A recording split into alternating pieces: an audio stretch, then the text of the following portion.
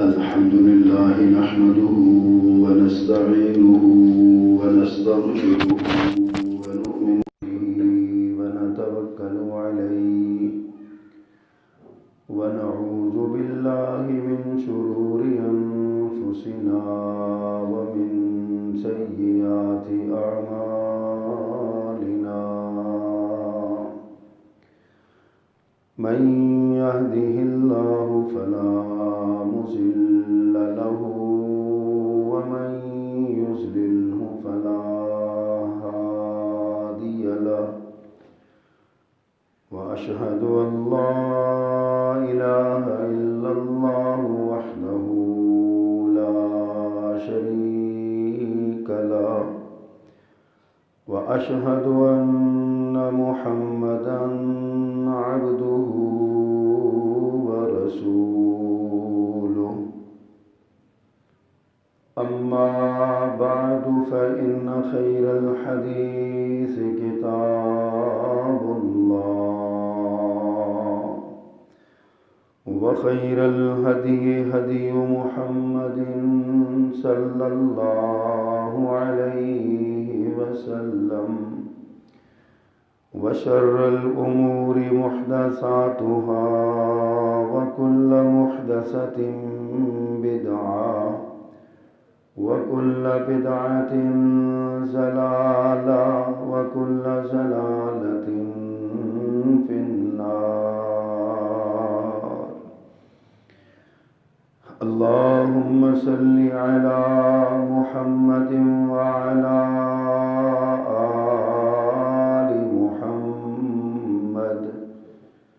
كما صليت على إبراهيم وعلى آل إبراهيم إنك حميد مجيد.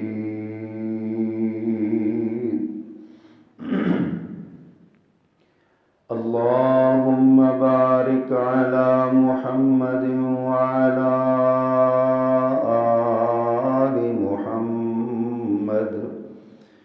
كما باركت على إبراهيم وعلى آل إبراهيم إنك حميد مجيد. رب اشرح لي صدري ويسر لي أمري واحلل عقدة من لساني يفقهوا قولي. اللهم انفعنا بما علمتنا وعلمنا ما ينفعنا وزدنا علما. أما بعد فأعوذ بالله السميع العليم وبوجهه الكريم وسلطانه القديم من الشيطان الرجيم من همزه ونفخه ونفسه. بسم الله الرحمن الرحيم. وأقيموا الصلاة وآتوا الزكاة واركعوا مع الراكعين.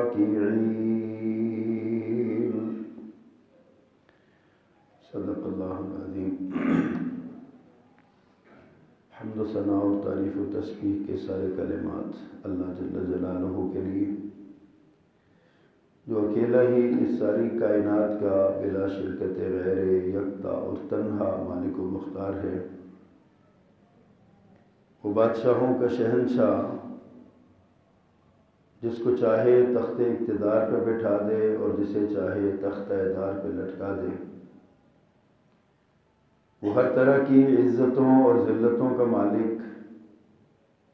جس کو چاہے عزتوں سے سرفراز کر دے اور جسے چاہے ذلتوں سے ہمکنار کر دے۔ کون ہے جو اس کے سامنے اس کی مرضی اور منشا کے بغیر دم مارنے کی بھی جرأت رکھتا ہو؟ لہذا ہر طرح کی حاجات، مناجات، دعائیں، التجائیں، ندائیں اور پکاریں اسی اللہ کے لیے خاص ہونی چاہیے اور کسی کے لیے نہیں۔ اور درود و سلام امام الرسل، خطیب الانبیاء، سید ولد آدم، رسول محتشم، نبی معظم، امام الہدی، رسول خدا، جناب محمد مصطفیٰ صلی اللہ علیہ وآلہ وصحبہ وسلم کی ذات والا صفات کے لیے مختصر کلمات حمد و صلوات کے بعد گزشتہ کئی خطبات جمعہ سے نماز کی اہمیت، نماز کے فضائل، نماز کے مسائل، نماز کا طریقہ اور اس سے متعلقہ مسائل پر کچھ گفتگو کا شرف حاصل کر رہا ہوں۔ یقیناً یہ ایک بہت بڑا مسئلہ ہے کہ ہم اللہ کی عبادت تو کریں لیکن ہمیں اللہ کی عبادت کا طریقہ نہ آئے۔ اپنی طرف سے تو ہم پوری عبادت کر کے جائیں لیکن اللہ کے ہاں وہ قابل قبول ہی نہ ہو، کیونکہ رسول اللہ صلی اللہ علیہ وسلم نے ارشاد فرمایا ہے صلو کما رأیتمونی اصلی، نماز تم نے ویسے پڑھنی ہے جیسے مجھے پڑھتے ہوئے دیکھا ہے۔ اور آج 14 صدیاں گزر جانے کے بعد ہمیں تو رسول اللہ صلی اللہ علیہ وسلم کی زیارت نصیب نہیں ہوئی۔ ہمیں یہ پتہ چلے گا صحابہ کرام رضوان اللہ علیہم مجمعین نے جو طریقہ سکھایا اور جو باتیں آپ نے سکھائیں، یعنی نبی کریم صلی اللہ علیہ وسلم نے صحابہ کرام کو سکھائیں اور صحابہ کرام سے یہ سلسلہ چلتا آج 14 صدیاں، 14.5 صدیاں تقریباً گزر جانے کے بعد ہم تک وہ پہنچا ہے۔ چونکہ اللہ نے دین کی حفاظت کا ذمہ لے رکھا ہے، اس لیے رسول اللہ صلی اللہ علیہ وسلم نے جو دین ہمیں دیا وہ محفوظ طریقے سے ہم تک پہنچا ہے۔ اسی دین کے احکامات میں سے نماز کا حکم ہے۔ نماز پڑھنی ہے، کب پڑھنی ہے، کتنی پڑھنی ہے، رکعت کتنی ہے، سجدے کتنے ہیں، رکوع کتنے ہیں، قیام کتنا ہے، قومہ کیسے ہے، سجدہ کیسے ہے، جلسہ کیسے ہے، جلسہ استراحت کیسے ہے، تشہد کیسے ہے، سلام کیسے ہے، بعد السلام اذکار کیسے ہیں، مقتدی کی نماز کیسی ہے، امام کی نماز کیسی ہے، فرد کی نماز کیسی ہے، جماعت کی نماز کیسی ہے، یہ ساری باتیں اور ان سے متعلقہ چیزیں رسول اللہ صلی اللہ علیہ وسلم نے ہمیں سکھا دی ہیں۔ ہم گفتگو کا سلسلہ چلاتے گزشتہ خطبہ ہم نے کرسی پہ بیٹھ کے نماز کے مسائل کے حوالے سے کچھ گزارشات میں نے کی تھیں اور آپ نے سماعت فرمائی تھی۔ میں نے عرض کیا تھا کہ کرسی پہ بیٹھ کے نماز نہیں ہوتی الا یہ کہ بندہ شرعی عذر رکھتا ہو، اور شرعی عذر یہ بندہ مجھے دھوکہ دے سکتا ہے، زید کو، عمر کو، بکر کو، کسی اور کو دھوکہ دے سکتا ہے، لیکن اللہ کو دھوکہ نہیں دیا جا سکتا۔ نماز اللہ نے قبول کرنی ہے، نماز اللہ کے لیے پڑھنی ہے، نماز اللہ کو راضی کرنے کے لیے اس کا حکم سمجھ کے پڑھنی ہے۔ تو اس لیے نماز پڑھتے ہوئے، کرسی پہ بیٹھتے ہوئے، آپ کرسی پہ کیوں بیٹھتے ہیں، کیا مجبوری ہے، کیا نظام ہے، یہ اللہ کو پتہ ہے، یہ آپ کو پتہ ہے، دوسرے کسی کو نہیں پتہ۔ اسی لیے میں نے گزشتہ خطبے میں بھی عرض کیا تھا کہ میں کبھی کسی کی نیت پہ شبہ نہیں کیا کرتا۔ مجھے کیا ضرورت ہے کہ میں کسی کے بارے میں سوچوں یہ بندہ صحیح ہے اور جان کی کرسی پہ بیٹھا ہے، یہ بندہ عمدن کرسی پہ بیٹھ کے پڑھتا ہے۔ یہ ساری باتیں الحمدللہ اس سے بہت آگے کی یہ باتیں ہیں۔ اللہ نے ہمیں بہت وسعت دی ہے، بہت جو ہے نا وہ دی ہے، ہم بدگمانی نہیں کرتے، لیکن مسئلہ بتانا جو ہے یہ ہمارا فرائض میں سے ہے، ہماری ذمہ داری ہے۔ ہم مصلی پہ کھڑے ہیں، ممبر پہ کھڑے ہیں، آپ کو مسئلے کی حقیقت بتانا یہ ہماری ذمہ داری ہے۔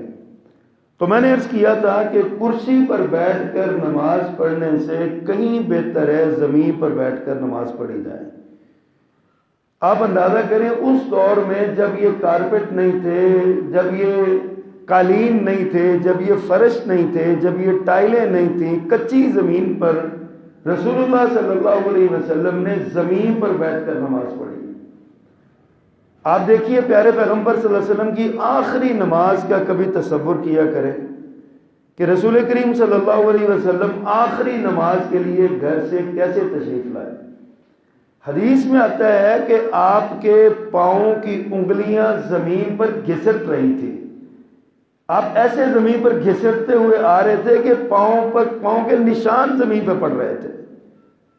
آپ اس حالت میں بھی آئے اور آپ مسجد میں تشریف لائے تو حضرت ابوبکر صدیق رضی اللہ تعالیٰ عنہ جماعت کروا رہے تھے، تو پیارے پیغمبر صلی اللہ علیہ وسلم حضرت ابوبکر صدیق کے بائیں جانب آپ بیٹھے اور دائیں جانب حضرت ابوبکر صدیق تھے۔ آپ نے جناب صدیق کو جماعت کروائی، جناب صدیق نے آگے امت کو جماعت کروائی، لیکن رسول اللہ صلی اللہ علیہ وسلم نے زمین پر بیٹھ کر نماز پڑھائی۔ پیارے پیغمبر صلی اللہ علیہ وسلم کی سنت یہی ہے، طریقہ یہی ہے کہ آپ زمین پر بیٹھتے تھے، لیکن کسی وجہ سے اگر آپ زمین پر نہیں بیٹھ سکتے اور آپ یعنی مجبور ہیں کرسی پر بیٹھنے سے، تو پھر اس کے آداب کا علم ہونا چاہیے۔ میں نے گزشتہ جمعے اشارہ کیا تھا کہ کرسی پر اتنا آپ نے بیٹھنا ہے جتنی آپ کی مجبوری ہے۔ آپ سجدہ صحیح کر سکتے ہیں تو کرسی پہ بیٹھ کے آپ سجدہ کریں گے تو نماز باطل ہو جائے گی، نماز ٹوٹ جائے گی۔ اگر آپ قیام صحیح کر سکتے ہیں لیکن آپ قیام بھی آپ کرسی پر بیٹھ کے کرتے ہیں تو آپ کی نماز ختم ہو جائے گی۔ کیوں؟ اس لیے کہ جہاں مجبوری ہے وہاں آپ کو اجازت ہے، جہاں مجبوری نہیں ہے آپ یہ کام کر سکتے ہیں تو اتنا سا کام آپ کو ویسے ہی کرنا چاہیے۔ یہ نماز کرسی میں بیٹھنا اور پھر سجدے میں، بالخصوص سجدے کی حالت میں جب سجدہ ہم کرتے ہیں تو اس وقت ہمارے کرسی میں بیٹھنے والے احباب، بزرگ اور دوست ساتھی وہ اپنے ہاتھوں کو آگے نکال لیتے ہیں، ایسے زمین پہ لٹکا لیتے ہیں، اس سے بھی نماز باطل ہو جاتی ہے، نماز صحیح نہیں رہتی، کیونکہ یہ طریقہ غلط ہے، پیارے پیغمبر صلی اللہ علیہ وسلم نے اس کی اجازت نہیں دی ہے۔ زیادہ زیادہ یہ آپ کرسی پہ بیٹھے ہیں تو اپنے گھٹنوں پہ ہاتھ رکھیں، آپ رکوع میں جتنا جھکتے ہیں سجدے کی حالت میں اس سے زیادہ جھک جائیں اور بس، باقی آپ کے ہاتھ گھٹنوں کے اوپر ہونے چاہیے۔ گھٹنوں سے آگے لٹکا کے نماز پڑھنے سے یہ نماز نہیں ہوتی، یہ طریقہ صحیح نہیں ہے، یہ پیارے پیغمبر صلی اللہ علیہ وسلم سے ثابت نہیں ہے، بلکہ آپ نے منع فرمایا ہے۔ حد الامکان، میں پھر دہراؤں، حد الامکان کوشش کریں کہ کرسی پر بیٹھنے کی بجائے زمین پر بیٹھیں۔ زمین پر بیٹھ کے نماز پڑھنے سے دو فائدے ہوں گے، ایک تو یہ کہ آپ کی نماز صحیح ہو جائے گی، دوسرے سنت پر عمل ہو جائے گا، پیارے پیغمبر نے یہ پیارے پیغمبر کی سنت ہے۔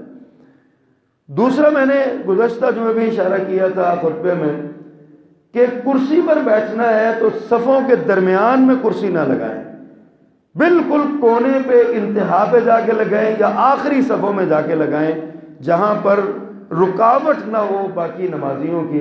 حدیث میں آتا ہے آپ نے دو ستونوں کے درمیان نماز پڑھنے سے منع کیا ہے، یعنی جماعت سے۔ بعض مساجد میں ستون بنا ہوتا ہے نا تو وہ اس میں بھی صف ڈال دیتے ہیں، تو وہ کیا ہوتا ہے، وہ عام طور میں صف ٹوٹ جاتی ہے ایک ستون سے۔ ستون جو شرعی عذر ہے، ایک خاص چھت کو کھڑا کرنے کا ایک بہانہ ہے اور وہ اس کے لیے ایک عذر ہے، اس کے ساتھ تو صف ٹوٹ جاتی ہے، کرسی کے ساتھ صف نہیں ٹوٹتی، باقی ساری صف خراب ہو جاتی ہے، لیکن ہم لوگ باز نہیں آتے۔ ہمارا جو ہے نا وہ یہی وتیرہ اور طریقہ بنا ہوا ہے، اللہ پاک ہمیں سمجھ نصیب فرمائے۔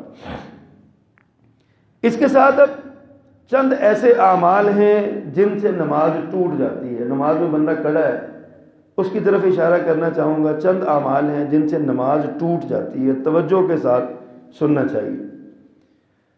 پہلی بات یہ ہے کہ نماز کی حالت میں کلام کرنے سے نماز ٹوٹ جاتی ہے، کسی سے گفتگو کرنے سے نماز ٹوٹ جاتی ہے۔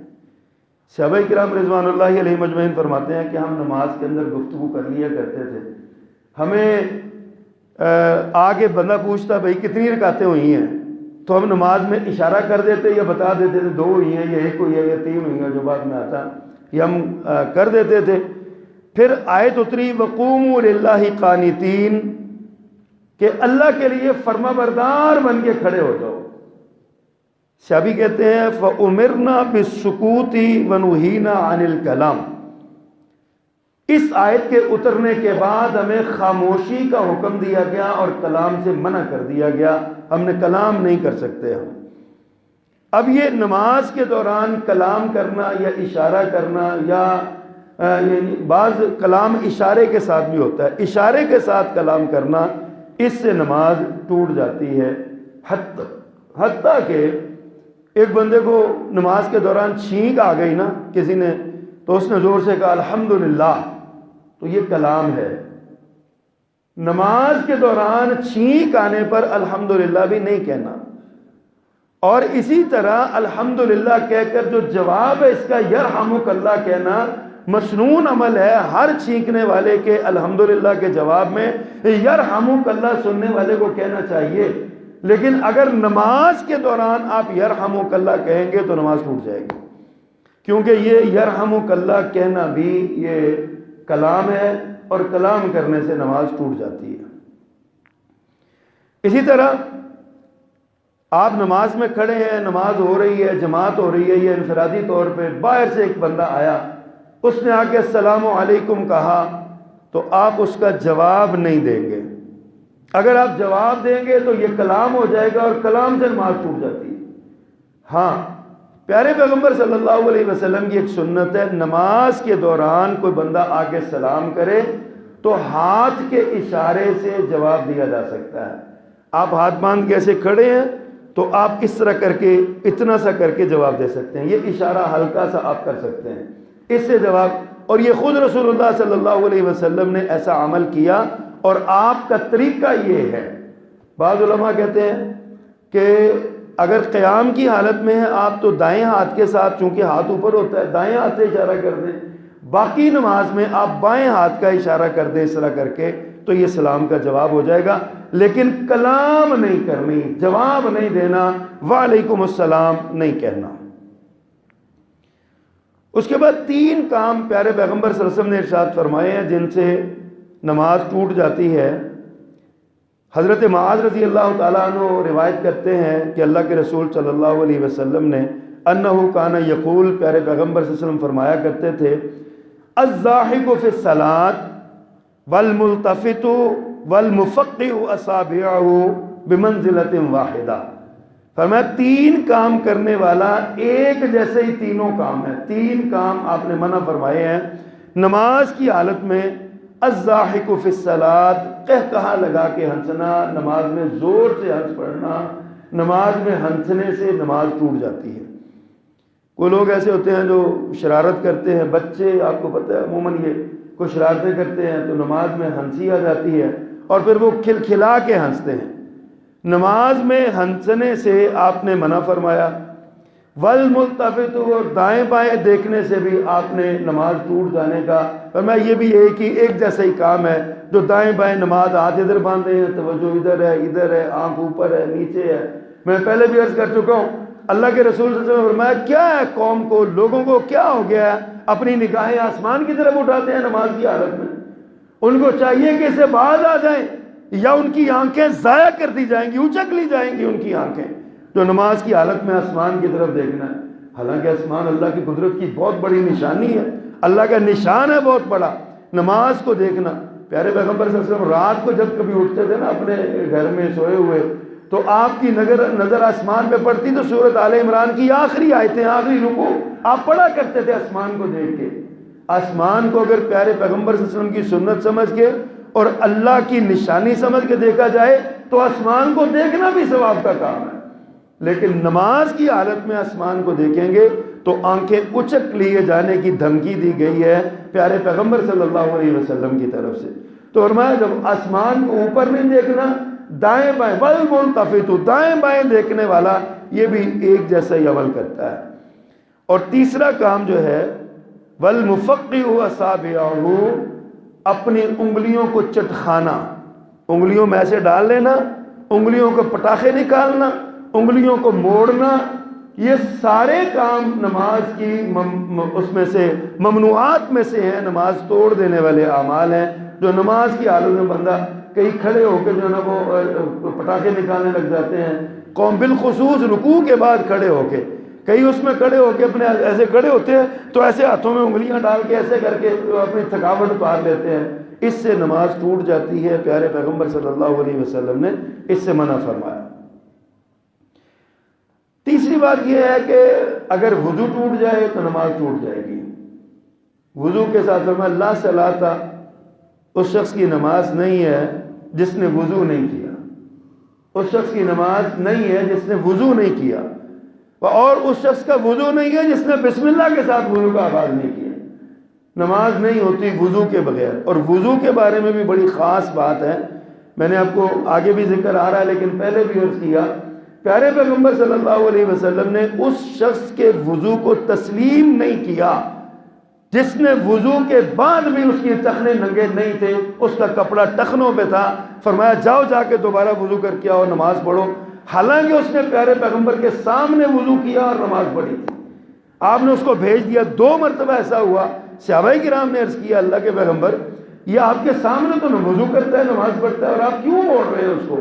فرمایا اس لیے، یہ بعض اوقات نا کسی کی تربیت کے لیے، کسی کو توجہ دلوانے کے لیے یہ استاد 2-3 مرتبہ کہتا ہے اچھا یہ کام ابھی سے ہی نہیں ہوا یہ کر کے آؤ، ابھی سے ہی نہیں ہوا یہ کر کے آؤ، ابھی پھر جا کے کر کے آؤ، یہ توجہ دلوانے کے لیے ہوتا ہے۔ آپ نے ارشاد فرمایا اس نے جب وضو کیا تو اس کے ٹخنے ننگے نہیں تھے، اس کے اوپر کپڑا تھا، اس وجہ سے میں نے اس کو بھیجا۔ آپ نے وضو تسلیم نہیں کیا، وہ وضو جس کے بعد بھی آپ کے ٹخنے ننگے نہ ہوں، ٹخنے ڈھانپے ہوئے ہوں، وضو نہیں ہوتا۔ جس کا وضو نہیں ہوتا اس کی نماز نہیں ہوتی۔ لا صلاۃ لمن لا وضو له، پیارے پیغمبر کا ارشاد ہے اس شخص کی نماز نہیں ہے جس کا وضو نہیں ہے۔ اور بعض اوقات ایسا ہوتا ہے بندہ سمجھتا ہے کہ میرا وضو ہے لیکن وضو ہوتا نہیں ہے، سمجھتا ہے نا، گمان ہو جاتا ہے کہ وضو ہے اور وہ آگے نماز پڑھنے لگ جاتا ہے، ساری نماز پڑھ لیتا ہے، پھر اس کو یاد آتا ہے کہ یار وہ میرا وضو ٹوٹا تھا، میرا وضو صحیح نہیں ہے، وضو نہیں تھا میرا، میں نے نماز پڑھ لی ہے۔ اب وہ یہ دلیل یہ نہیں بن سکتی کہ چونکہ نماز تو پڑھ لی ہے، اللہ مہربان ہے قبول کرنے والا ہے، لہذا میری نماز ہو گئی ہے۔ اگر وضو کا بعد میں پتہ چلا کہ وضو نہیں ہے تو ایسی صورت میں بھی پڑھی ہوئی نماز دوبارہ دہرانی ہوگی، اللہ کے ہاں نماز قبول نہیں ہوتی۔ اگر حالت جنابت لاحق ہے، اس صورت میں بھی چاہے آپ نے وضو بھی کیا ہوا ہو، آپ نے غسل کرنا ہے، غسل فرض ہے آپ پر، آپ نے غسل کرنا ہے، چاہے آپ وضو کر کے آ جائیں لیکن آپ کو دوبارہ نماز پڑھنی ہوگی، غسل کرنا ہوگا، وضو کرنا ہوگا۔ حدیث میں آتا ہے ایک دن پیارے پیغمبر صلی اللہ علیہ وسلم گھر سے وضو کر کے مصلی امامت پہ آگے کھڑے ہو گئے، مصلی پہ کھڑے ہو گئے، اچانک یاد آیا کہ میں نے غسل کرنا ہے، مجھ پر غسل فرض ہے۔ صحابہ کرام فرماتے ہیں کہ اللہ کے رسول نے ہمیں یہ ارشاد فرمایا تم یہاں رکو میں ابھی آیا۔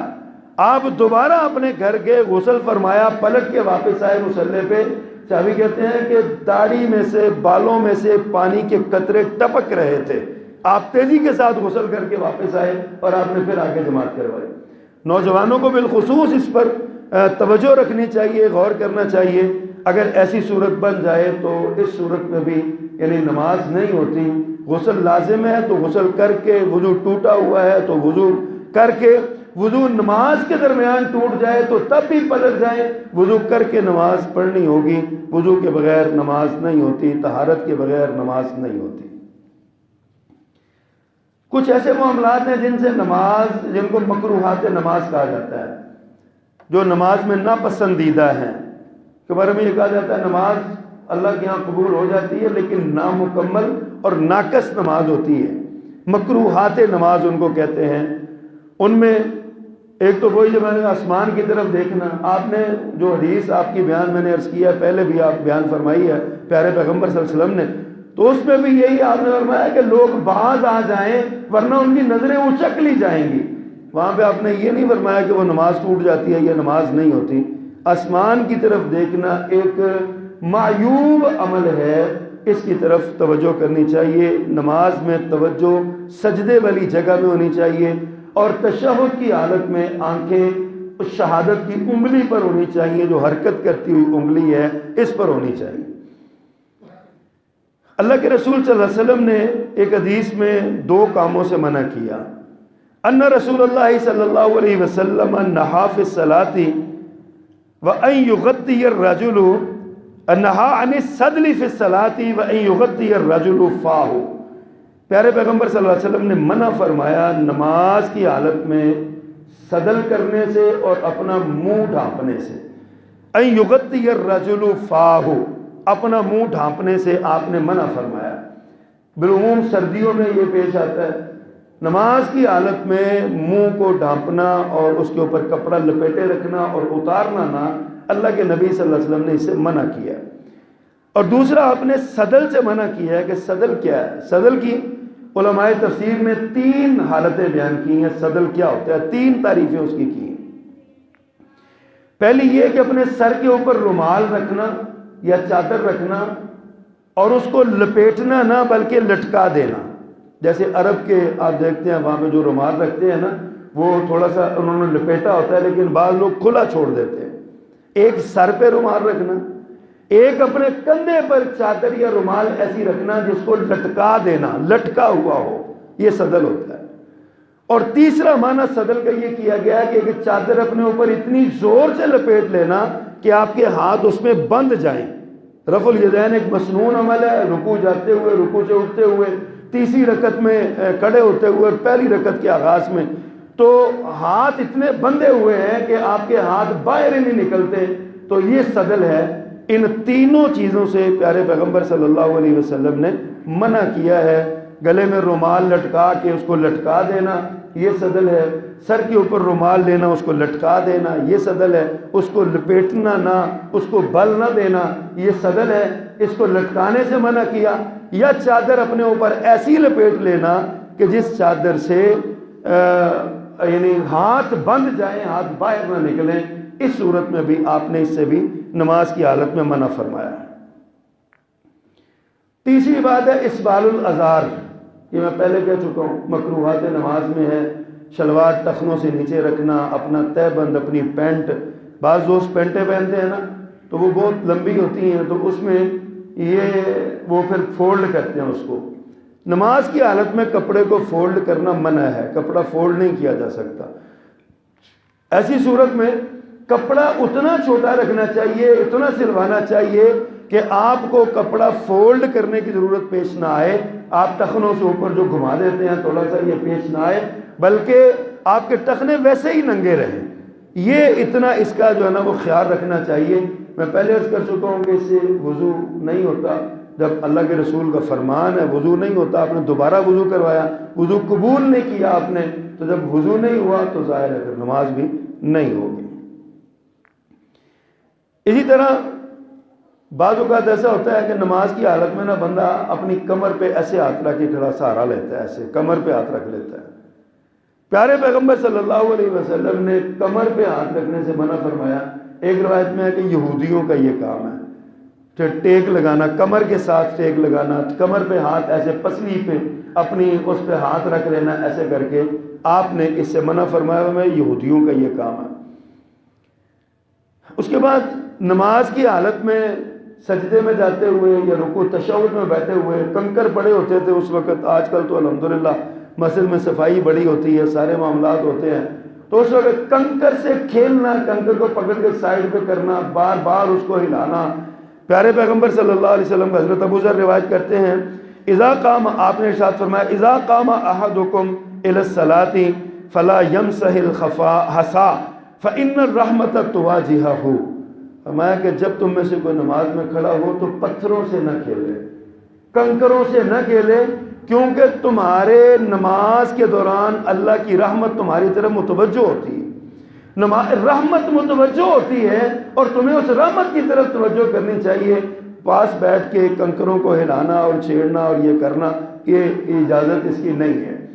بارہا میں عرض کر چکا ہوں، خطبے کے دوران بالخصوص خطبہ جمعہ کے دوران بھی اس طرح حرکت دینا۔ فرمایا ایک تنکا اٹھا کے درمیان اس کو توڑنا یہ بھی لغو ہے، لغو کام ہے، یہ تنکا اٹھا کے توڑ دینا اس لغو کام کی اجازت نہیں ہے۔ آپ کسی سے آ کے سلام نہیں لے سکتے خطبہ کے دوران، خاموشی کے ساتھ آئیں، جہاں جگہ ملے وہاں بیٹھ جائیں۔ اگر آپ کسی سے سلام لیں گے، حال چال پوچھیں گے، نماز بہت بڑا عمل ہے، سلام لینا بہت بڑا عمل ہے، لیکن آپ سلام لیں گے تو آپ لغو کام کریں گے، خطبے کا ثواب ضائع ہو جائے گا۔ اللہ کے یہاں خطبہ سننا قابل قبول نہیں ہوگا، اتنی توجہ کے ساتھ یہ خطبہ سننے کا حکم ہے۔ ایک اور بات ہے، کھانا لگا ہوا ہو، بھوک محسوس ہو رہی ہو اور اقامت ہو جائے، جماعت کھڑی ہو جائے، تو ایسی صورت میں قربان جاؤں پیارے پیغمبر صلی اللہ علیہ وسلم کی تعلیمات پہ اتنی وسعت ہے، فرمایا جماعت جاتی ہے تو جائے، تمہاری جماعت کا اجر ضائع نہیں ہوگا، تم کھانا کھا لو پہلے۔ بھوک لگی ہوئی ہو، کھانا موجود ہو، سامنے پڑا ہوا ہو، ایسی صورت میں نماز چھوڑ دیں، پہلے کھانا کھائیں۔ یہ پیارے پیغمبر صلی اللہ علیہ وسلم کی تعلیم ہے۔ کتنی خوبصورت یہ تعلیم ہے، کس قدر زبردست انداز ہے یہ بات سمجھانے کا، کیونکہ بھوک لگی ہوئی ہے، آپ کھانا کھانا چاہتے ہیں، کھانا تیار بھی ہے، اذان ہو گئی ہے، جماعت کھڑی ہونے لگی ہے، تو آپ اگر آپ نماز کے لیے آئیں گے نا تو آپ کی توجہ پیچھے رہے گی کھانے کی طرف، بھوک لگی ہوگی، کھانے پہ جو ہے نا وہ بسا ہوگا، جیسا ہوتا ہے بڑی بھوک لگی ہوتی ہے اور بندہ وہ سمجھتا ہے، بالخصوص جو شوگر کے مریض ہیں نا، جب ان کو بھوک لگتی ہے تو وہ بے انتہا بھوک لگتی ہے ان کو، تو ایسی صورت میں ان کو اجازت دی گئی ہے کہ تم کھانا کھا لو، کھانا کھانے کے بعد تم جا کے نماز پڑھ لو، انشاءاللہ اللہ تعالیٰ اجر جماعت کے ساتھ نماز پڑھنے کا دیں گے، اس میں کمی نہیں ہوگی، کیونکہ آپ نے ایک سنت پر عمل کیا۔ اسی طرح اگر پیشاب یا پخانہ کی حاجت ہو، جماعت کھڑی ہو، ہونے والی ہو، تو نماز میں شامل ہونے کا حکم نہیں ہے۔ جو بندہ ایسا آئے کرے گا وہ مکروہات نماز میں شمار ہوگا، کیونکہ اس کی توجہ جو ہے نا، وہ ہم نے کئی مرتبہ دیکھا ہے، بعض دوست ایسے ہوتے ہیں جنہوں نے وضو کیا ہوا ہوتا ہے، اب جماعت ادھر سے کھڑی ہو جاتی ہے، ان کو پیشاب وغیرہ آیا ہوتا ہے، قضائے حاجت کے لیے انہوں نے جانا ہوتا ہے، لیکن وہ کہتے پتہ کہ جماعت میں شریک ہو جاتے ہیں، سلام پھیرتے ہی دوڑتے ہیں واش روم کی طرف۔ یہ قطعی غیر شرعی اور غیر اخلاقی عمل ہے۔ آپ کو پہلے قضائے حاجت سے فارغ ہونا ہے، پھر اس کے بعد نماز میں آ کے شامل ہونا ہے، کیونکہ نماز کا جو تقاضا ہے نا، وہ نماز کا تقاضا ہے خشوع و خضوع کا، توجہ کا، انابت کا، اللہ کی طرف رجوع کا۔ آپ کے پیٹ میں درد ہو رہی ہے، آپ کو پیشاب کی حاجت ہے، مثانے پر زور پڑا ہوا ہے، آپ کے میں 4 رکعتیں پڑھ گئی، خدا نخواستہ اگر وہیں پہ نکل گیا تو، یا کوئی آپ بیمار بھی ہو سکتے ہیں اس سے۔ نبی کریم صلی اللہ علیہ وسلم کی تعلیمات میں وہ کتنا خوبصورت قصہ ہے کہ ایک آدمی آیا، مسجد میں نماز پڑھی اور اس کے بعد ایک کونے میں بیٹھ کے پیشاب کرنے لگا۔ مسجد میں صحابہ کرام موجود ہیں، وہ بیٹھ کے پیشاب کرنے لگا۔ صحابہ کرام کو بڑا غصہ آیا، اس کو آواز ہوئے ہوئے رک جاؤ، دوڑے اس کی طرف۔ میرے پیغمبر صلی اللہ علیہ وسلم نے فوراً روکا، ادھر بیٹھ جاؤ آرام سے، اس کو پیشاب کرنے دو، اس کی حاجت پوری ہونے دو۔ قربان جاؤں کتنے ہمدرد اور خیر خواہ ہیں پیارے پیغمبر صلی اللہ علیہ وسلم انسانیت کے۔ اس نے پیشاب کیا، فارغ ہوا، آپ نے اس کو اپنے پاس بلایا، پاس بٹھا کے اس کو سمجھایا کہ اللہ کے بندے، یہ مسجد اللہ کا گھر ہے، مسجدوں میں جو ہے نا وہ یہ پیشاب وغیرہ نہیں کیا کرتے۔ صحابہ کرام کو آپ نے حکم دیا پانی کی ایک بالٹی لاؤ، ڈول لاؤ اور اس پیشاب کے اوپر بہا دو۔ آپ نے اس کو یہ سمجھایا، صحابہ کرام کو یہ سمجھایا۔ یہ میرے پیغمبر صلی اللہ علیہ وسلم کی تعلیم ہے کہ بندہ پیشاب کر رہا ہو تو اس کو روکنا نہیں چاہیے، کیونکہ اگر آپ روکو گے تو وہ بیمار ہو جائے گا، اس کے جسمانی صحت کو نقصان پہنچے گا۔ پیشاب آیا تو اس کو کر دینا چاہیے۔ دیکھیے اسی لیے حکم ہوا ہے کہ جب آپ کو پیشاب آیا ہوا ہو تو نماز میں شریک نہ ہو۔ آپ کو قضائے حاجت کے لیے واش روم یوز کرنا ہو، جانا ہو، تو آپ واش روم جائیں، یہ زیادہ ضروری ہے جماعت کے ساتھ شریک ہونے سے۔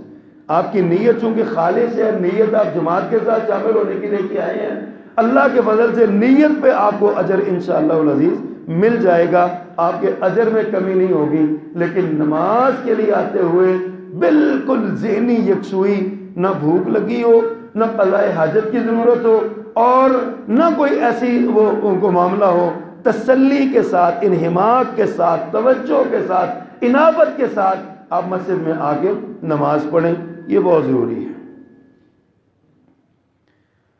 اللہ اکبر کبیرہ۔ اسی طرح نیند آئی ہوئی ہو تو نماز نہیں پڑھنی چاہیے۔ حدیث میں آتا ہے کیا پتہ ہے بندہ اللہ کی تعریف کرتا ہے یا اپنے نفس کو کے لیے بد دعا کر رہا ہے۔ نیند ہے نا، پتہ نہیں ہے، نیند میں کچھ بھی بندہ بول سکتا ہے، نیند میں کچھ بھی کہہ سکتا ہے بندہ۔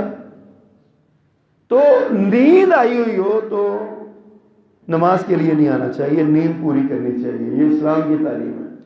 لیکن اس کا الٹا مطلب بھی نہیں لینا چاہیے، جیسے ہم عموماً لے لیتے ہیں جی فجر کی نماز کیوں نہیں پڑھتے، جی میں نیند بڑی آئی تھی، تو نیند میں تو نماز نہیں ہوتی بھائی۔ فجر کے آپ سوئے کب ہیں؟ رات 2 بجے تو سوئے ہیں، فجر کے وقت تو نیند آئے گی۔ اللہ کے رسول صلی اللہ علیہ وسلم نے جو تعلیم دی ہے نا، آپ جو طب نبوی ہے اس پر بھی غور کر لیں۔ آپ دیکھیے آپ کی تعلیم ہے شام کا کھانا مغرب کے بعد کھاؤ، مغرب کے بعد کھانا کھاؤ، پھر آپ مسجد میں جاؤ، عشاء کی نماز پڑھ کے آتے ہی سو جاؤ۔ مہمان آیا ہو تو اس کی تکریم آپ کر سکتے ہیں۔ آپ کو مطالعہ تھوڑا بہت آپ کرنا چاہیں تو آپ مطالعہ کر سکتے ہیں، وہ تبلیغی کام ہے وہ کر سکتے ہیں۔ اور یا پھر میاں بیوی کے تعلقات میں بعض اوقات ایسا ہوتا ہے، اس کے علاوہ کوئی شرعی عذر نہیں ہے ہمارے پاس کہ ہم رات کو جاگیں۔ یہ 3 باتیں پیارے پیغمبر نے ارشاد فرمائی ہیں۔ اب ہم دکان پہ بیٹھے رہتے ہیں، 10 بجے دکان سے آتے ہیں، 11 بجے دکان سے آتے ہیں، ہماری راتیں جاگتی ہیں، ہمارے دن سوتے ہیں۔ یہ مصیبت ہے ہماری، بہت بڑی مصیبت۔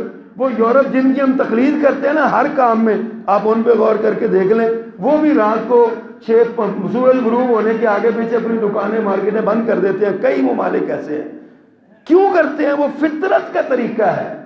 کاروبار کا وقت سورج نکلنے سے لے کر سورج غروب ہونے تک یہ کاروبار آپ کریں، اس کے بعد آپ اپنے گھر آئیں، بچوں کو ٹائم دیں، بچوں کے پاس بیٹھیں، عزیزوں رشتہ داروں کے پاس جائیں، مہمان بن کے جائیں، مہمانوں کو بلائیں، رات کو جلدی سو جائیں تاکہ صبح آپ جلدی اٹھیں نماز کے لیے۔ ہم نے اس کو بہانہ بنایا ہوا، رات 2 بجے تک ہم ٹی وی دیکھتے رہتے ہیں۔ نوجوانوں کے ہاتھ میں موبائل ہے، وہ رات 2 بجے تک جو ہے نا وہ کسی اور ہی کام لگے رہتے ہیں، اور وہ ان کو بڑا جو ہے نا وہ مصیبت بنی ہوئی ہے۔ آج کل نا وہ مجھے بڑی ہنسی آتی ہے، آج کل وہ سوشل میڈیا پہ آپ کو پتہ ہے واٹس ایپ نامی ایک ایپ ہے، انہوں نے کہا جی ہم آپ کی جو معلومات ہیں نا اس کو شیئر کریں گے فیس بک کے ساتھ، فلاں کے ساتھ فلاں۔ بڑا قوم کو وقت پڑا ہوا ہے، مصیبت بنی ہوئی ہے سب کو، اے جی ہماری ذاتی معلومات شیئر کر دیں گے، فلاں کر دیں گے، فلاں کر دیں گے، بڑا غلط ہو جائے۔ مجھے ایک دوست کہنے لگے، میں نے کہا یار مجھے تو کوئی خطرہ نہیں ہے، میری معلومات کر دیں شیئر، میں نے تو کبھی کوئی ایسی بات کی ہی نہیں وہاں پہ۔ ہم تو حدیثیں بیان کرتے ہیں، قرآن بیان کرتے ہیں، یا ذاتی جو چیزیں ہوتی ہیں وہ جو ضرورت کے معاملات ہوتے ہیں وہ ہمیں تو کوئی ڈر نہیں۔ ڈر ان کو ہونا چاہیے جو یہ غلط حرکتیں کرتے ہیں، جن کا کام ہے وہ جو ہے نا اس کو غلط یوز کرتے ہیں، مس یوز کرتے ہیں، ان کو فکر ہونی چاہیے۔ اور پھر یہ بھی سوچنا چاہیے یہ تو واٹس ایپ ہے نا، کہاں تک آپ کی معلومات پہنچا دے گا۔ لیکن قرآن کی ایک آیت ہے یوم تبل السرائر، ایک دن ایسا بھی آئے گا جب تمہارے سارے راز کھول دیے جائیں گے، تمہارے سارے راز کھول دیے جائیں گے، اس وقت کیا کریں گے؟ یہاں تو پھر کتنے لوگ استعمال کرتے ہیں، 7 ارب کی آبادی میں 1.5-2 ارب بندہ یہ سوشل میڈیا وغیرہ استعمال کرتا ہے، 3 ارب کرتا ہوگا، باقی نہیں کرتے۔ وہاں تو آدم علیہ السلام سے لے کے قیامت تک کے لوگ سامنے ہوں گے اور ان کے سامنے راز کھول دیا جائے گا۔ جو تنہائیوں میں کرتے ہو، جو سوشل میڈیا پہ کرتے ہو، جو یوم تبل السرائر، اس وقت کیا کرو گے، اس دن کیا کرو گے؟ بہرحال اس پہ انشاءاللہ العزیز بہت جلد ایک پورا خطبہ جمعہ انشاءاللہ عرض کروں گا اس کے اوپر۔ تو عرض کر رہا ہوں کہ نیند کی حالت میں نماز نہیں پڑھنی چاہیے۔ نیند وہ جو شرعی ہے، جان بوجھ کے نہیں، نماز کا وقت ہو مجھے نیند بڑی آئی ہے میں سونے لگا ہوں، جب وہ ہوتا ہے تو پھر بندہ کھیلتا رہتا ہے، موبائل سے کھیلتا رہتا ہے، گیمیں کھیلتا ہے، ٹی وی دیکھتا ہے، اخبار پڑھتا ہے، رسالے ڈائجسٹ سارا کچھ پڑھتا ہے۔ نماز کا وقت آیا تو مجھے نیند آئی ہوئی ہے، میں سونے لگا ہوں، چونکہ نیند میں نماز نہیں ہوتی، اس لیے میں ٹھہر کے پڑھ لوں۔ یہ اللہ کو دھوکہ دے رہے ہیں آپ لوگ، اور اللہ کو دھوکہ نہیں دے سکتے۔ وما یخدعون الا انفسهم، ہمیں تم اپنے آپ کو دھوکہ دیتے ہو، اللہ کو دھوکہ نہیں دیتے، تو اپنے آپ کو دھوکہ دیتے ہو۔ اس لیے مسئلہ یہ ہے کہ نیند آ رہی ہو زیادہ تو نماز نہ پڑھیں۔ اسی طرح ہاتھوں میں انگلیاں جوڑ لینا، ایسے پیوست کر لینا، ایسے انگلیاں ہاتھوں میں ڈال لینا نماز کی حالت میں، یہ بھی بہت غلط اور برا عمل ہے۔ آپ کبھی نماز پڑھنے جاتے ہیں، نماز جنازہ کسی کھلی جگہ پہ ہوتی ہے یا پارک میں نماز عید پڑھنے جاتے ہیں، ایسی صورت میں جوتا پہن کے نماز ہو سکتی ہے۔ یہ اللہ کے رسول صلی اللہ علیہ وسلم کی سنت بھی ہے، اور یہ مسئلہ اس پر کوئی کان نہیں کھڑے ہونے چاہیے مولوی صاحب کیا کہہ رہے ہیں، جوتا پہن کے نماز ہو جائے۔ آپ کا جوتا پاک ہو تو نماز ہو جاتی ہے۔ آپ کو دیکھ حدیث میں آتا ہے جوتے پہ غور کر لیا کرو، اگر جوتے پہ کوئی گندگی لگی ہے تو اس کو زمین پہ رگڑ کے آپ اس جگہ پہ نماز پڑھ سکتے ہیں۔ جوتے کی حالت میں نماز پڑھی جا سکتی ہے، لیکن یہ نہیں ہے کہ بندہ جوتا پہن کے مسجد میں آ جائے، باہر کیچڑ ہو بارش کا اور اندر کارپیٹ پہ کھڑا ہو کے جی میں اس سنت پہ عمل کرنا چاہتا ہوں۔ ایسی طرح یہ نہیں ہے، کسی کھلی جگہ پہ آپ نماز پڑھ رہے ہیں، وہاں پہ ایسی رکاوٹ آ گئی، جوتا پہن کے آپ نماز پڑھ سکتے ہیں۔ لیکن کبھی ایسا بھی ہوتا ہے کہ ہم کھلے پارک میں جب جنازہ پڑھنے لگتے ہیں نا، تو اکثر آپ نے دیکھا ہوگا لوگ اپنے جوتے اتار کے سائڈ پہ رکھ لیتے ہیں۔ تو جوتے اتار کے ایسی صورت میں قربان جاؤں پیارے پیغمبر نے یہ بھی سبق دیا ہے، ایسی صورت میں جوتے اتارنے کی ضرورت پیش آئے تو دو طریقے ہیں۔ ایک یہ کہ آپ اپنے بائیں جانب رکھیں، دائیں جانب نہیں جوتا رکھنا آپ نے، نماز کی حالت میں بائیں جانب جوتا رکھیں، اور اگر بائیں جانب بھی کوئی ساتھی کھڑا ہے، کوئی بھائی کو ساتھ نماز پڑھ رہا ہے، تو پھر اپنی دونوں ٹانگوں کے درمیان میں، دونوں پاؤں کے درمیان میں اتار کے رکھ لیں۔ یہ طریقہ پیارے پیغمبر صلی اللہ علیہ وسلم نے بیان فرمایا ہے۔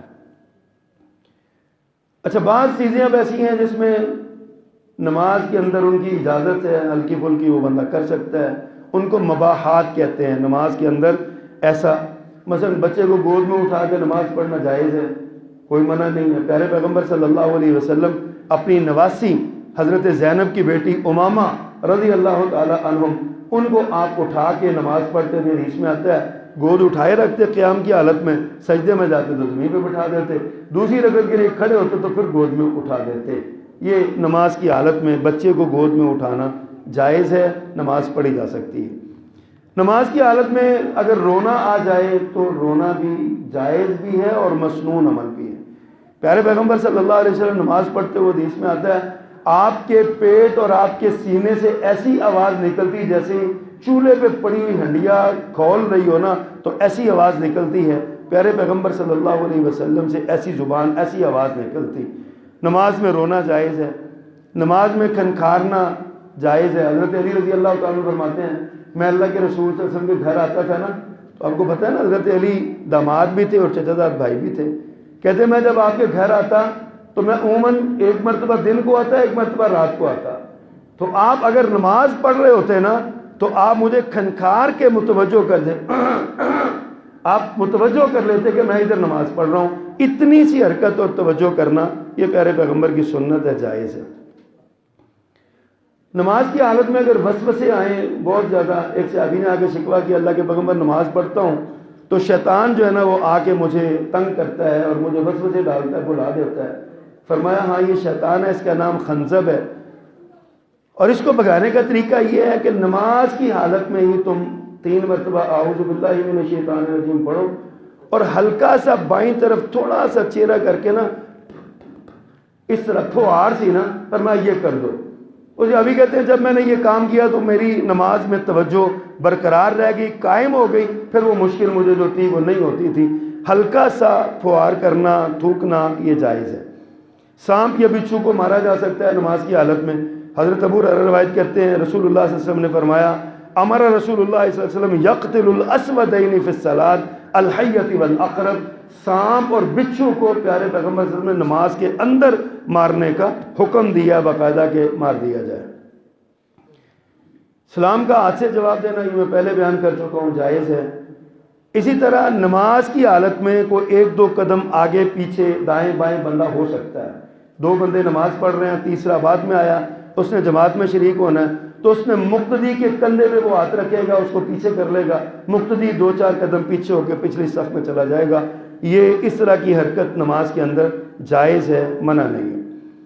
نماز کی حالت میں کسی کو ہاتھ لگانا یا روکنا، مطلب آگے سے گزرنے لگا تو اپنے ہاتھ سے اس کو روک دینا، یہ بھی جائز ہے. سیدہ عائشہ رضی اللہ عنہ فرماتی ہیں میں گھر میں لیٹی ہوتی تھی، اللہ کے پیغمبر نماز پڑھتے تھے، رات کا اندھیرا ہوتا تھا، چراغ ہوتے نہیں تھے، تو آپ جب سجدے میں جاتے نا تو آپ میری ٹانگ پہ اپنا ہاتھ لگاتے، میں ٹانگیں اکٹھی کر لیتی، آپ سجدہ کرتے، آپ جب سجدے سے اٹھتے تو میں ٹانگیں دوبارہ پھیلا لیتی تھی. اللہ کے رسول صلی اللہ علیہ وسلم نماز پڑھتے رہتے تھے. یہ ایک جو ہے نا وہ طریقہ ہے نماز کا. اس میں یعنی کسی کو ہاتھ لگانا ہلکا پھلکا جائز ہے. کوئی بچہ نمازی کے کندھے پہ چڑھ جائے یا کمر پہ چڑھ جائے، یہ بھی جائز ہے. حضرات حسنین رسول اللہ صلی اللہ علیہ وسلم کے کندھے پہ آ کے آپ کی کمر پہ سواری کیا کرتے تھے جب آپ نماز پڑھا کرتے تھے، تو کوئی حرج نہیں ہے. نماز کے دوران اگر جوتا پہنا ہوا اتارنے کی ضرورت پیش آ جائے تو کوئی حرج نہیں ہے، اتارا جا سکتا ہے. اللہ کے رسول صلی اللہ علیہ وسلم نے ایک دن نماز پڑھائی، جوتا پہنا ہوا تھا، سارے صحابہ نے بھی جوتا پہنا تھا. اچانک آپ نے اپنا جوتا اتار کے اپنے دونوں پاؤں کے درمیان کر لیا، صحابہ کرام نے بھی جوتے اتار دیے. آپ نے نماز کے بعد سلام کے بعد پوچھا بھائی تم نے کیوں جوتے اتارے؟ میں نے کہا اللہ کے پیغمبر آپ نے اتارا تو ہم نے بھی اتار دیا. فرمایا مجھے تو جبریل نے آ کے بتایا تھا کہ آپ کے جوتے کے تلوے میں نیچے نا باہر سے آتے ہوئے کچھ ایسی کوئی تکلیف دہ چیز، کوئی کہہ لیں کوئی کوڑا ٹائپ کو چیز لگ گئی ہے، تو آپ اس کو آپ اتار دیں. تو میں نے اس کو اتار دیا، میں نے اس وجہ سے اتارا تھا. تو جوتا اگر ایسی صورت پیش آ جائے تو جوتا اتارنا منع نہیں ہے. جماعی آ جائے نماز کی حالت میں تو اس کو اول تو ہر ممکن روکنا چاہیے، لیکن اگر آپ قیام کی حالت میں ہیں تو دایاں ہاتھ منہ پہ رکھ کے اس کو روکیں، یہ بھی جماعی روکنے کی ایک صورت ہے. اگر آپ قیام کے علاوہ کسی حالت میں ہیں تو بایاں ہاتھ الٹا کر کے اپنے منہ پہ رکھ کے جماعی کو روکنے کی کوشش کریں. امام بھول جائے تو سبحان اللہ کہیں، یہ جائز ہے. اتنا سا بولنا سبحان اللہ کہنا. اور عورتوں کے لیے سبحان اللہ کہنا جائز نہیں ہے. عورتوں کا طریقہ یہ ہے کہ وہ نماز کی حالت میں اپنا دایاں ہاتھ اب بائیں ہاتھ کے الٹی سمت میں ماریں. ایسے جو ہے نا یہ آواز آتی ہے، امام کو پتہ چل جائے کہ عورت کو بولنا جائز نہیں ہے، عورت ہاتھ کا اشارہ کرے گی، یہ اس کے لیے ہاتھ کا اتنا سا اشارہ جائز ہے. امام کو لقمہ دیا جا سکتا ہے. نماز کی حالت میں موبائل بند کیا جا سکتا ہے. بعض دوست ایسے ہیں بیچارے بڑے سادہ ہوتے ہیں، موبائل انہوں نے لے لیا ہوتا ہے، اب نماز کے دوران بیل بجنے لگتی ہے نا تو وہ بجتی ہی جاتی ہے، بجتی ہی جاتی ہے، بجتی ہی جاتی ہے، اور وہ بیچارے نا پریشان ہوتے ہیں، سارے نمازی بھی پریشان ہوتے ہیں. ان کے لیے رخصت ہے، وہ اپنا موبائل نکالیں اور اس کو بند کر لیں، کوئی حرج نہیں ہے. ہلکی پھلکی خارش ہو جائے تو ہلکی پھلکی کر لینا، کوئی حرج نہیں ہے. خارش ہو تو نماز میں کی جا سکتی ہے، لیکن اس کو عادت نہیں بنانا چاہیے. یہ نہیں ہونا چاہیے کبھی ادھر کیا کبھی ادھر کیا، کبھی سر پہ کیا کبھی ٹانگوں پہ کیا کبھی کندھے پہ کیا، یہی حرکتیں کرتا ہے، پھر کیا فائدہ ہے نماز کا. ہاں تھوڑے بہت کو معاملہ ایسا ہو تو اس میں اجازت دی جاتی ہے. اللہ اکبر. ایک اور مسئلہ ہے، بعض آیات ایسی ہوتی ہیں جن پر کوئی دعا ہوتی ہے، کوئی جہنم سے پناہ کا معاملہ ہوتا ہے، جنت کا سوال ہوتا ہے، تو اللہ کے رسول صلی اللہ علیہ وسلم کی سنت ہے نماز کی حالت میں جب آپ تلاوت کرتے تو جہاں اللہ کی رحمت کا سوال آتا وہاں آپ اللہ سے رحمت کا سوال کرتے. جہاں اللہ سے، جیسے ہم عموماً نماز جمعہ میں جو دوسری رکعت میں ہم پڑھتے ہیں نا تو ان علینا حسابہم آخری الفاظ ہیں، تو یہاں پہ پیارے پیغمبر صلی اللہ علیہ وسلم پڑھا کرتے تھے اللہم حاسبنا حسابا یسیرا، یا اللہ ہمارا حساب آسان کر دے. تو اس طرح قرآن کی آیات میں اس طرح کے الفاظ پڑھنا یہ جائز ہے. ہاں کبھی ایسا بڑا اہم مسئلہ ہے، کبھی امام بیمار ہو جائے یا امام کے ساتھ کوئی ایسی کیفیت ہو تو امام بیٹھ کے نماز پڑھا سکتا ہے اور مقتدی سارے پیچھے کھڑے ہو کے نماز پڑھ لیں، کوئی منع نہیں ہے. امام کی عزت اور قدر اتنی ہے کہ یہ نہیں ہے کہ امام کو تکلیف ہے تو پیچھے سے چودھری صاحب کہیں جی مولوی صاحب پیچھے ہو جو میں پڑھا لینا. کئی چودھریوں کو بہت شوق ہوتا ہے نماز پڑھانے کا، امام کے ہوتے ہوئے فٹافٹ وہ کہتے ہیں ہم آگے ہو جائیں. امام کو تکلیف ہے تو امام آگے بیٹھ کے نماز پڑھائے گا، پیچھے سارے کھڑے ہو کے نماز پڑھ لیں. اسی طرح اللہ کے رسول صلی اللہ علیہ وسلم نے ایک بار نماز سکھائی ممبر پہ کھڑے ہو کے. حضرت سہل بن سعد سعدی رضی اللہ تعالیٰ عنہ بیان فرماتے ہیں مجھ سے زیادہ ممبر کا معاملہ کوئی نہیں جانتا، میں جانتا ہوں کس عورت نے کس چیز سے ممبر بنایا، کس غلام نے بنایا۔ پھر وہ کہتے ہیں میں نے دیکھا اللہ کے رسول نے ممبر پہ آپ کھڑے ہوئے، آپ نے قبلے کی طرف منہ کیا، پیچھے لوگوں نے آپ کے ساتھ کھڑے ہو کے آپ نے نماز سکھانے کے لیے ممبر پہ کھڑے ہو کے آپ نے نماز سکھائی، اور جب آپ سجدے میں جاتے تھے چونکہ ممبر پہ سجدہ ہو نہیں سکتا تھا تو آپ چند قدم پیچھے ہٹتے الٹے پاؤں، یعنی کہ منہ قبلے کی طرف ہی ہوتا تو پیچھے کو آپ ہٹتے، سجدہ آپ نے کیا، پھر آپ دوبارہ مصلی کا آپ ممبر پہ کھڑے ہو گئے سجدہ کرنے کے بعد، اور باقی نماز یعنی قیام کیا، رکوع کیا، قومہ کیا، سجدے میں آپ جاتے ہوئے اتر جاتے تھے۔ تو حضرات یہ نماز کے چند ایسے مسائل تھے جن کو ہم کہہ سکتے ہیں کہ یہ محبوب بھی ہیں اور محمود بھی ہیں، اور معیوب جو کام تھے، نماز کن سے ہوتی ہے، کن سے ٹوٹتی ہے، کن سے رکتی ہے، یہ ساری باتیں جو ہے نا یہ نماز کے مسائل کے حوالے سے تھیں۔ اللہ سبحانہ و تعالی ہمیں عمل کرنے کی توفیق دے۔ نماز کے مسائل میرا خیال ہے کہ میں نے الحمدللہ 4-5 خطبات جمعہ میں سارے ہی بیان کر دی ہیں، مزید کو رہ گیا ہو تو بعد میں بندہ پوچھ سکتا ہے۔ اللہ پاک ہمیں پکا سچا نمازی بنائے، مسنون نماز پڑھنے کی اللہ توفیق فرمائے۔ وما علینا الا البلاغ۔